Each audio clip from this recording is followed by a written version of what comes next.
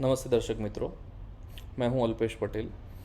आपने अक्सर देखा होगा हिंदू फिलोसॉफी के अंदर बहुत सारे पावरफुल मंत्र का वर्णन किया हुआ है, जैसे गायत्री मंत्र है, जैसे महामृत्युंजय मंत्र है और बहुत सारे ऐसे मंत्र जो अक्सर विभिन्न परिस्थितियों में उस मंत्र का विशेष महत्व है। जैसे आज हम बात कर रहे हैं महामृत्युंजय मंत्र की, तो महामृत्युंजय मंत्र आपने देखा होगा आपके चिर परिचित परिवारों में या फिर हिंदू समाजों में। जब कभी कोई परिवार के अंदर किसी की मृत्यु होने वाली हो या फिर किसी का एक्सीडेंट हुआ हो, जो बंदा मृत्यु से युद्ध चल रहा है, किसी का ऑपरेशन है, कोई हॉस्पिटल के अंदर है, तो ऐसे समय में अक्सर हिंदू लोगों को महामृत्युंजय मंत्र की याद आती है। तो लेकिन आपको पता है महामृत्युंजय मंत्र क्या है? नाम से तो महामृत्युंजय मतलब कि नाम ये दर्शाता है कि ऐसा कोई मंत्र होना चाहिए जिस मंत्र के गाने से, जिस मंत्र के उच्चारण करने से व्यक्ति की मृत्यु को टाला जाए या फिर मृत्यु से बचा जाए, या फिर ऐसी कोई टेक्निक है उसके अंदर होनी चाहिए थी कि जिससे मृत्यु पर विजय को प्राप्त किया जा सकता है।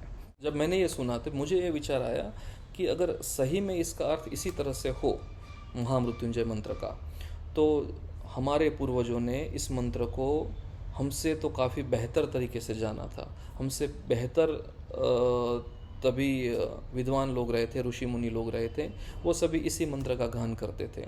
तो वो आज भी जिंदा होने चाहिए थे। उन्होंने भी मृत्यु के ऊपर विजय प्राप्त कर लेनी चाहिए थी। उन्होंने अपने मृत्यु को टालना चाहिए था, लेकिन आज हमारे समक्ष वो लोग नहीं रहे।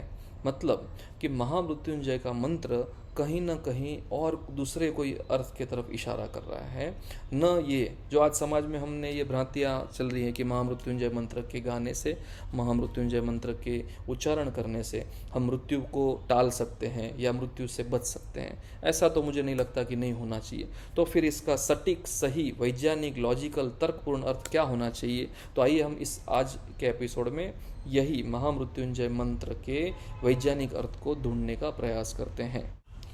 ओम त्र्यंबकं यजामहे सुगंधिं पुष्टिवर्धनम् उर्वारुकमिव बंधना मृत्युमोक्ष्यमामृताम्। यह हुआ महामृत्युंजय मंत्र। महामृत्युंजय मंत्र अक्सर आपने बहुत सारी किताबों में देखे होंगे, बहुत सारी किताबों में उसका अर्थ भी आपने पढ़ा होगा। लेकिन इन सब से ऊपर आकर मैं जिस तरह से मैं अध्ययन करता हूँ कि जो पुस्तकें हमारे तक आती हैं, वो जो कोई लेखकों ने लिखी होगी, वो अपने मन से, अपने ज्ञान के स्तर पर वो मंत्र के अर्थ बतलाए गए हैं उन सब बुक्स में। लेकिन अगर आपको वैज्ञानिक तरीके से, पूर्णतः तर्कपूर्ण तरीके से, लॉजिकल उस मंत्र को अगर जानना है, तो आपको आर्ष ग्रंथ, मतलब कि हमारे चारों वेद, उपनिषद, ब्राह्मण ग्रंथ, 6 हमारे शास्त्र, दर्शन शास्त्र, ये जो सिलेबस है हमारा, जो ऑथेंटिक माना गया है, इसमें अगर आप इस मंत्र को ढूंढेंगे तो आपको ये मंत्र ऋग्वेद में मिलता है। ऋग्वेद में 7.59.12 ये सूक्त के अंदर ये मंत्र पाया जाता है, और वहाँ पर से जो अर्थ आपको मिलता है वो प्रामाणिक माना जाएगा, और वही ऑथेंटिकेट है, लॉजिकल है, वैज्ञानिक है। तो मैंने आज का जो ये अर्थ निकाला है, वहाँ उसी ऋग्वेद को रेफर करते हुए ये मंत्र आपके सामने रख रहा हूँ। शब्दशः ये मंत्र को पढ़ता हूँ ताकि इस मंत्र के हर एक शब्द को हम अर्थ सहित, एक एक शब्द का हिंदी अनुवाद करके पहले शाब्दिक अर्थ समझते हैं। तो ये मंत्र इस तरह से है। ओम त्र्यंबकं यजामहे सुगंधिं पुष्टिवर्धनम् उर्वारुकमिव बंधनान् मृत्युमोक्ष्यमामृताम्। तो पहला शब्द है ओम। ओम माने ईश्वर का मुख्य रूप से, ईश्वर को अगर बुलाना हो मुख्य रूप से, तो ईश्वर का मुख्य नाम है ओम। मतलब कि ईश्वर का संबोधन करते हुए यह मंत्र को बताया गया है। हे ओम मतलब कि हे ईश्वर। त्र्यंबकम, त्र्यंबकम जो शब्द है वो 2 अक्षरों को मिला के बना हुआ है। एक है त्र्यं, त्र मतलब 3, 3 इंग्लिश में 3, त्र मतलब 3, और अंबकम, त्रयंबकम, अंबकम, अंबकम का मतलब है आँख, नेत्र। मतलब कि हे ईश्वर 3 आँखों वाले, मतलब कि हम ऐसे ईश्वर का संबोधन कर रहे हैं जिसकी 3 आँख हो। तो वापस यहाँ पर यही प्रश्न आता है कि 3 आँख वाले ईश्वर, तो इसका अर्थ इस तरह से है कि ऐसे ईश्वर जो तीनों कालों को जानने वाले हैं, भूत, वर्तमान और भविष्य, तीनों कालों को जानने वाले ईश्वर के प्रति ये संबोधन है। ओम त्र्यंबकम यजामहे। यजामहे का शाब्दिक अर्थ होता है यजन करना, स्तुति करना। मतलब कि हे ईश्वर, तीनों कालों को जानने वाले, हम आपका यजन कर रहे हैं, हम आपकी स्तुति कर रहे हैं। और आगे कहा गया है सुगंधिम पुष्टिवर्धनम। सुगंधिम मतलब कि सुवास, सुगंध, और पुष्टिवर्धनम मतलब कि हष्ट पृष्ठ। मतलब ये स्तुति कर रहे हैं कि हमारे जीवन को सुगंध से भर दिया जाए, हमारा जीवन हष्ट पृष्ठ हो, शक्तिवर्धक हो। और आगे दूसरे जो मंत्र की दूसरी लाइन है उसमें ये बताया है उर्वारुकमीव। उर्वारुक मतलब ये एक फल है, खरबूजा। आपने बाजार में देखा होगा, खरबूजा जो होता है गर्मियों के सीजन में हम खाते हैं, उसको संस्कृत में उर्वारुक कहते हैं। उर्वारुकमीव मतलब कि खरबूजे के समान। जिस तरह से, आगे मैं पहले पूरा लाइन पढ़ लेता हूँ तो आप समझ में आएंगे। उर्वारुकमिव बंधनान मृत्यु मोक्ष्य मामृताम।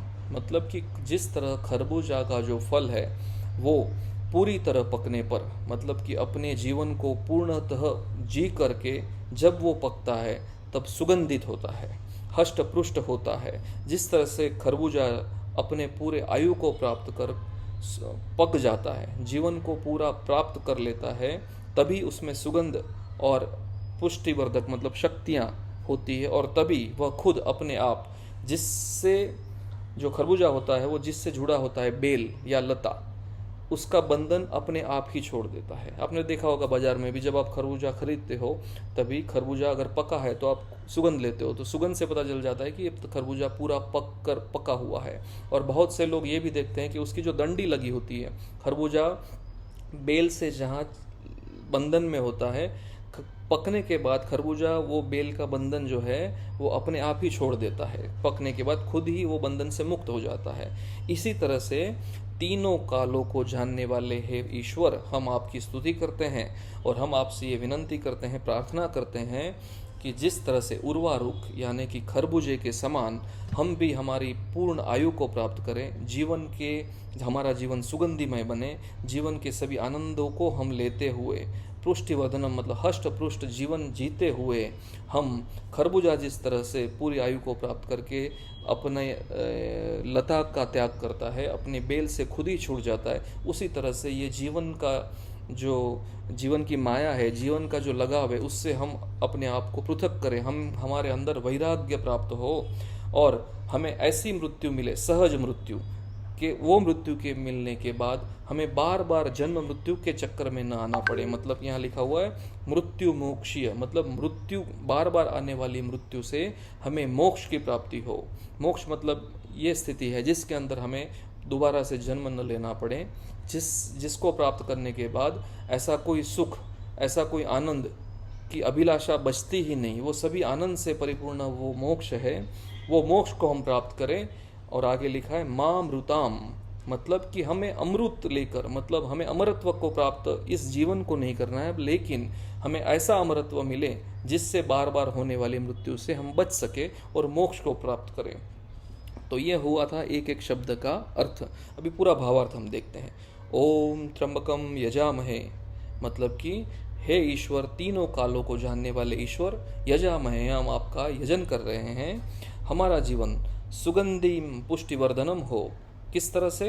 उर्वारुकमिव, मतलब कि खरबूजे के समान हम पूरी आयु को प्राप्त करें, जीवन में जीवन के सभी आनंद, सभी अनुभवों को, गृहस्थाश्रम, वृद्धाश्रम, ब्रह्मचर्य, ये सभी आश्रमों को हम भली भांति जाने, उससे हम सुख को प्राप्त करें और ऐसे करते हुए पूर्ण जीवन को हम समझ जाएं और ये संसार से जो हमारा बंधन है वो ये ज्ञान को समझते हुए इस बंधन से हम मुक्त हो जाए, हमारे अंदर वैराग्य की प्राप्ति हो और ये बार बार होने वाली मृत्यु है, बार बार होने वाली मृत्यु से हमें मुक्त करें, हमें ऐसी मृत्यु, ऐसी सहज मृत्यु को हम प्राप्त करें कि जिसको प्राप्त करके हमें मोक्ष मिले, ऐसा मोक्ष मिले कि जिससे हमें बार बार जन्म मृत्यु के बंधन में ना आना पड़े, ये जीवन के अंदर मिलने वाले दुखों से हम मुक्त हो जाएं और पूर्ण सुख को हम प्राप्त करें। मामृताम, मतलब कि हमें ऐसा अमरत्व मिले। लोगों ने ये समझा है कि ये मंत्र को बोलने से मृत्यु को टाला जा सकता है या फिर मृत्यु को विजय पा सकते हैं हम।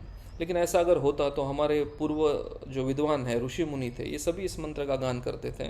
इस मंत्र को हमसे काफ़ी बेहतर तरीके से वो जानते थे।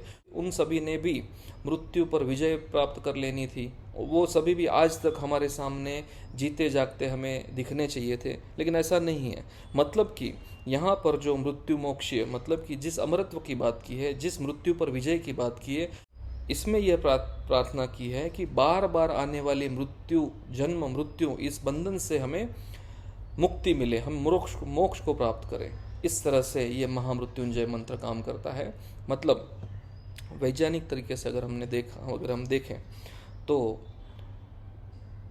आपने देखे होंगे कि भयंकर एक्सीडेंट्स होते हैं, लोग बीमारी से तड़प तड़प कर मरते हैं, कोई कम आयु में मर जाता है। तो ये जो अचानक आने वाली मृत्यु है, कहाँ ना कहाँ दुख देती है। लेकिन आपने आपके परिवारों में भी देखा होगा, अपने पूर्वजों को या अपने दादा दादी को देखा होगा, जिन्होंने स्वस्थ जीवन जिया, स्वस्थ जीवन का आनंद लिया और पूर्ण आयु को प्राप्त कर, कोई 90 साल, 95 साल, कोई तो 100 साल तक जिए हैं, और अचानक ऐसे पलक में उनको मृत्यु प्राप्त हुई। ना हार्ट अटैक हुआ, पता चलता है कि सुबह शाम को सोए थे और सुबह जागने के टाइम पर वो रहे ही नहीं। मतलब बहुत सुखद मृत्यु को वो प्राप्त किए।